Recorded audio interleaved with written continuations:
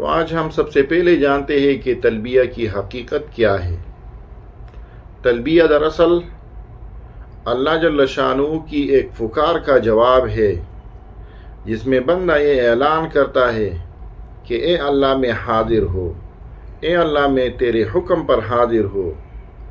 یعنی تلبیہ بندگی، اطاعت اور عاجزی کا اظہار ہے۔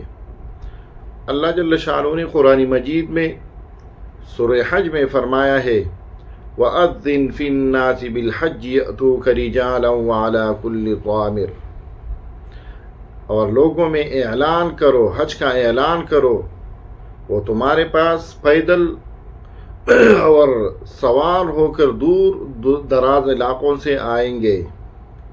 علماء کرام فرماتے ہیں کہ حاجی کا تلبیہ پڑھنا اسی اعلان کا جواب ہے، جس اعلان میں اللہ جل شانہ نے فرمایا تھا وَأَذِّن فِي النَّاسِ بِالْحَجِّ يَأْتُوكَ رِجَالًا وَعَلَى كُلِّ ضَامِرٍ يَأْتُونَ۔ تو تلبیہ اللہ جل شانہ کی ایک پکار کا جواب ہے، جس میں بندہ حج اور عمرے میں بار بار یہ جواب اللہ جل شانہ کو دیتے ہیں کہ لبیک اللہم لبیک، یا اللہ میں تیرے حکم پر حاضر ہو، یا اللہ تیری بندگی کے لیے حاضر ہو، یا اللہ میں نے تیری در پر حاضری لگائی ہے۔